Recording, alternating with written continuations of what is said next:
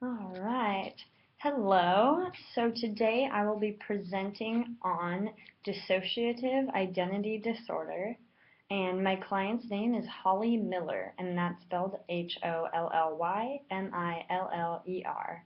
and she's 26 years old. My name is Dr. Melissa Lear, and that's spelled Melissalear. So we have a differential diagnosis of dissociative identity disorder, and we have two primary diagnostic features. The first is, we only have one differential diagnosis of dissociative identity disorder because all of the criteria were met. Sorry. All right, now primary diagnostic features. So the first one is recurrent gaps in memory. So again, that's recurrent gaps in memory. The second diagnostic feature is identity disruption with the development of two or more alternate personalities. So again, that is identity disruption with the development of two or more alternate personalities. All right, so moving on to the client's story. So Holly Miller is a 26-year-old woman, and she has been hospitalized because of a previous suicide attempt. She also has a really long history of psychiatric care. She feels a great deal of self-hate and confusion about her identity. She doesn't really get along with others, and she feels like she never really fits in. And yeah, she just has a hard time making friends and connecting with others. She suffers emotionally, and she stated that she suffered emotionally for as long as she can remember. And she also she engages in a lot of self-destructive behaviors such as cutting and some other things. She's also tried a lot of different drugs. She's tried almost every street drug there is, including LSD, PCP, ecstasy, heroin, and crack. Um, so she's obviously pretty confused. She's also been previously diagnosed with bipolar 1 disorder, major depressive disorder, and borderline personality disorder. And she's also been hospitalized on at least 5 occasions for suicide attempts or ideation or self-mutilation. So 5 occasions is a lot, and her stays at the hospital have ranged from 2 days to 2 months. So different severities also with these attempts. Also, none of the treatments that she's received for her various diagnoses have been effective. Sorry. And also, to make it more confusing, poor Holly, in spite of her past psychiatric evaluations, it's unclear what her actual diagnosis is. So, so Holly experiences identity disruption involving the development of two or more distinct personality states, in which there are clear gaps in sense of self, accompanied by changes in affect, behavior, consciousness, memory, perception, cognition, and/or sensory motor function. These changes are observable by others and have also been reported by Holly. She has discovered through professional hypnosis that she has 3 alters, or alternate personalities. We just say alters for short. So Portia is one of her alters, and she is a personality who is really proper and conservative, and also shows a lot of mothering and nurturing tendencies. And these are personality traits that would never be attributed to Holly, which is pretty interesting. And then her very first alter was, his name is Charlie, and he's a rough teenage boy type. And he emerged when Holly was around 10 years old. And Charlie appears whenever Holly is feeling helpless or powerless, and he sticks up for her whenever she feels threatened. And then there's the third and final alter, and her name is Daisy.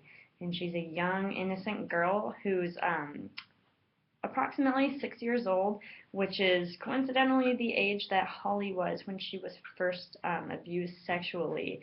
So Holly has encountered a lot of trauma From the time that she was 6 years old, she was sexually abused by her stepfather, and this abuse continued until she was 18 and left the house. So, lots of childhood trauma is really sad. So, Daisy is probably the alter that encompasses her innocent years. So she experiences repeated gaps in the memory of everyday events, important personal information, and traumatic events that is inconsistent with her usual memory lapses. She reports that she blacks out and loses time. It's pretty interesting. She states that she's never shared this with anyone before because she already thinks that people think that she's crazy. So if she told them this, that they would just really think that she's lost it. I mean, it's already confusing that they don't know what disorder she has, so she just thinks it'll make it worse. So she describes being in one location, like in her kitchen, and then regaining consciousness like days or months later, and not knowing how she got there, where she was. It's just bizarre. And she won't know what happened in the time since she was in her kitchen last. It's just bizarre. And also, sometimes she finds herself dressed in clothes that she doesn't remember owning, and styles that she wouldn't wear, but she doesn't know where she got these clothes from, if they're someone else's clothes. So also really confusing. She said there's also times when she would, quote, wake up, like regain consciousness, around people that she didn't know, but they seemed to know her. It was like they, would just be having a regular conversation and she would just snap and be like, whoa, like, where am I? Who is this? So, yeah, really confusing just in general. And what really freaked her out was when these people who knew her would call her different names. So that was the first kind of little red flag that she maybe had altered personalities. So clearly, Holly's symptoms result in significant distress or impairment in her normal functioning. So that is the story of Holly Miller. So moving on to multi-axial diagnosis. First we have dissociative identity disorder. On axis 1 we have dissociative identity disorder. And then axis 2 we have none. Axis 3 we have numerous suicide attempts. And then axis 4, I'll repeat that again. Axis 3 we have numerous suicide attempts. Then axis 4, which is history of physical and sexual abuse by stepfather. Axis 4 again, history of physical and sexual abuse by stepfather. Then we have axis 5, her GAF is a 48. Again, the GAF is a 48. All right, so theoretical perspectives. First one is family perspective. I'll read it slow. So, family perspective. The structural approach shows that the client has had a boundary violation. Holly's stepfather repeatedly violated her boundaries, which led to the development of alternate personalities to enable her to cope with the ongoing abuse. So I'll read that again, and it's the structural approach shows that the client has had a boundary violation. Holly's stepfather repeatedly violated her boundaries, which led to the development of alternate personalities to enable her to cope with the ongoing abuse. Okay? The second perspective is psychodynamic perspective, and that states the development of dissociative identity disorder led the client to use the defense mechanism of repression. As the trauma inflicted on the core personality becomes more than the person can bear, the core personality is repressed and alternate personalities develop in response to this repression. The alternate personalities help Holly deal with the overwhelming emotional pain and anxiety that comes from being chronically abused.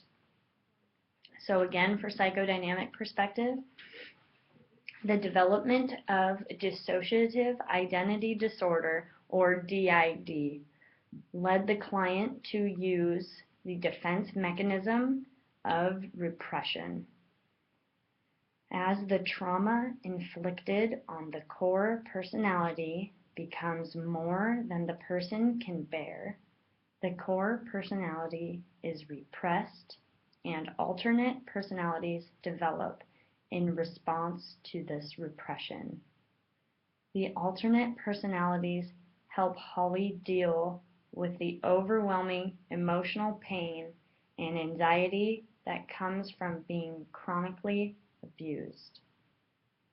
Okay, moving on to behavioral perspective. The client had a faulty learning experience of operant conditioning, which was negatively reinforced by her own creation of alters because the personalities allow her to cope with the pain.